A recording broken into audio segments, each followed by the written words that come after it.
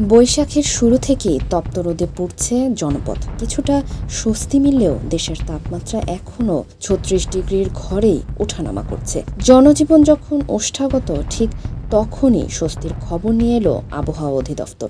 গুমোট গরমের মাঝে দেশের বিভিন্ন অঞ্চলে বৃষ্টি, বজ্রপাত এবং শিলাবৃষ্টির নতুন পূর্বাভাস দিয়েছে সংস্থাটি। আবহাওয়াবিদরা জানিয়েছেন, আগামী ৫ দিনে দেশের বিভিন্ন অঞ্চলে অস্থায়ীভাবে দমকা হাওয়াসহ বজ্রবৃষ্টি হতে পারে। অর্থাৎ শনিবার ও রোববার রংপুর, ময়মনসিংহ ও সিলেট বিভাগের অনেক জায়গায় বৃষ্টির সম্ভাবনা রয়েছে।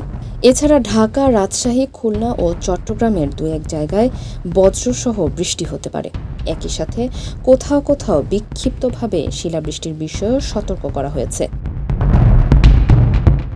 পূর্বাভাস অনুযায়ী ২০ ও ২১ এপ্রিল অর্থাৎ সোমবার ও মঙ্গলবারও দেশের বিভিন্ন স্থানে বজ্রবৃষ্টির ধারাবাহিকতা বজায় থাকতে পারে। বিশেষ করে সোমবার দেশের কোথাও কোথাও শিলাবৃষ্টির আশঙ্কা রয়েছে।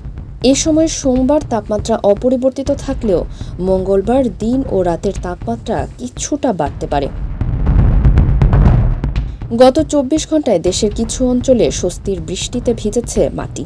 রংপুরে সর্বোচ্চ ৮ মিলিমিটার বৃষ্টিপাত রেকর্ড করা হয়েছে। এছাড়া নীলফামারীর ডিমলা, সিলেট ও নারায়ণগঞ্জেও সামান্য বৃষ্টিপাত হয়েছে। আবহাওয়া অফিস বলছে, বুধবার থেকে দেশের অধিকাংশ স্থানে আকাশ আংশিক মেঘলা ও শুষ্ক থাকলেও তাপমাত্রা আবারও ধীরে ধীরে বাড়ার ইঙ্গিত রয়েছে। তীব্র তাপদাহে এই বৃষ্টি হতে পারে এক পশলা পরম আশীর্বাদ। তবে বজ্রপাত ও শিলাবৃষ্টির ঝুঁকি থাকায় কৃষি ও জনজীবনে বাড়তি সতর্কতার পরামর্শ দিয়েছেন বিশেষজ্ঞরা।